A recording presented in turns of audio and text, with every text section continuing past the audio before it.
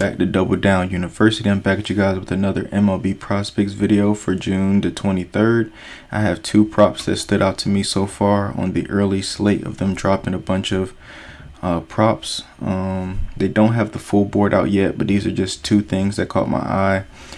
Just looking at the board, the first one is Luis Arias over 7.5 hitter fantasy score. The second one is Ronald Acuna over 9.5 hitter fantasy score.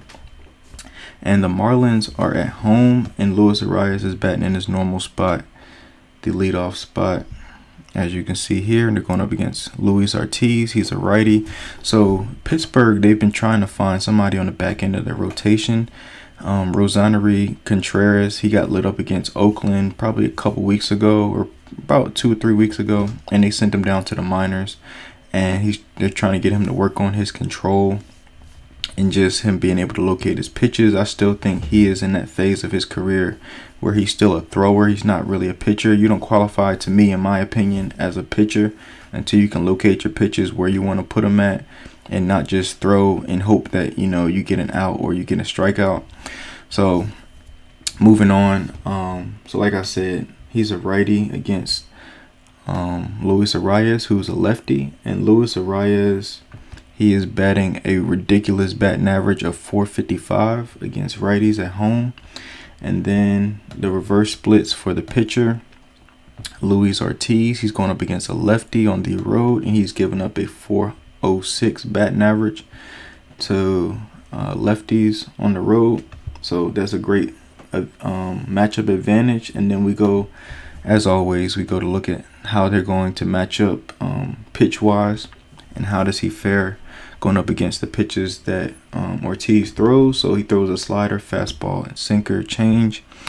The changeup we can kind of eliminate. He throws that like 14% of the time, so he doesn't really throw it too often for me to be able to account for it. So what I like to do is I like to look at if Arias was in the worst case scenario, he's in an 0-2 count, what would they throw him? So basically, in this case to lefties, Ortiz throws a changeup and a fastball to lefties whenever he's ahead in the count. So this basically, the reason I like to do this is because it tells me what pitch is his strikeout pitch, or what pitch is his out pitch to get out of,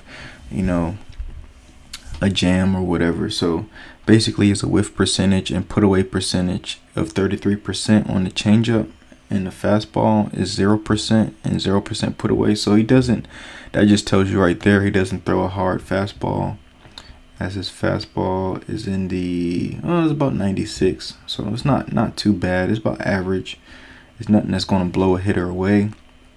So like I said, he puts him away with either a changeup or fastball. But guess what? Luis Arias, let's look at his numbers against the fastball and changeup. So against the changeup, this guy's batting .450, which is ridiculous. He's almost has an expected batting average of .355, and then against the four-seamer, he's batting .396, almost .400 with that as well.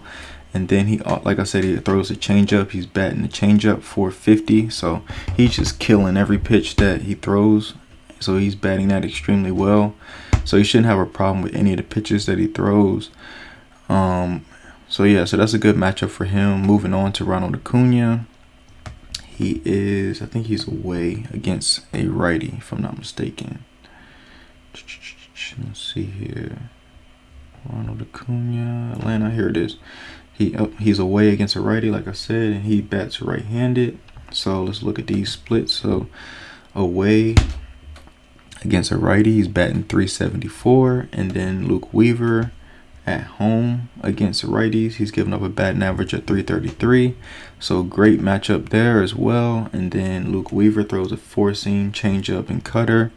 And then whenever he's behind in the count to righties, he throws a four-seamer and changeup as well. So let's look at his numbers. So against the four-seamer, Ronald is batting .382. And he is slugging .647, which is ridiculous. And against the changeup, he bats .185, but that doesn't tell the full story. His expected batting average is .333, so that's really, really good. So I really, really like Acuna in this spot. I normally don't take high fantasy scores just because if they go 0 for 2 or 0 for 3, they have a really slim chance of being able to hit that fantasy score. But knowing Ronald Acuna, he's one of the players that does everything. He's still a base. So what I like to do with players like that, I kind of just give him 5 fantasy points, and just say he has to give me 5 other things, whether it's a walk or a hit or RBI single. That's 5. So I'm pretty much counting on him to steal a base. And we can also look, let me see if I can pull this up for you guys.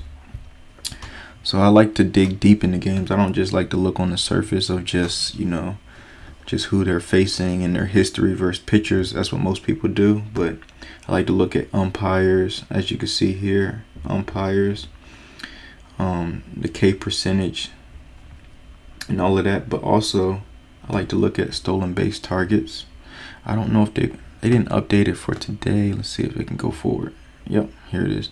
So basically Luke Weaver, he's not a good stolen base pitcher, but he hasn't really been tested either. So but I think Ronald can get a stolen base on him. As you can see, he has a 61 stolen bases on the year, 78% stolen. And then he gives up 3 stolen bases so far this year, but it's 75% stolen base. So I don't know why it's a bad stolen base opportunity, but I think he should be able to get there. With the Reyes, he doesn't really steal too much. Most of his stuff comes off of hits and things of that nature. But Luis Ortiz, he has 100% stolen base percentage. So 2 stolen bases on him, 100%. So must mean he has a slow pickoff move to first to be able to pick off runners, or he just doesn't care about the runner and just tries to focus and lock in on throwing the pitches. So those are my 2 that I really like for you guys. If I see anything else later on that they add to the board, I'll probably record another video, part 2 or part 3. I know the other day I told you guys I was going to post a part 2 or part 3. I just didn't see anything on the board that I really liked. I don't like forcing plays. I don't like just throwing out picks just because. I like to give solid research behind each pick and why I like them. So I appreciate you guys, and I'll see you guys next time.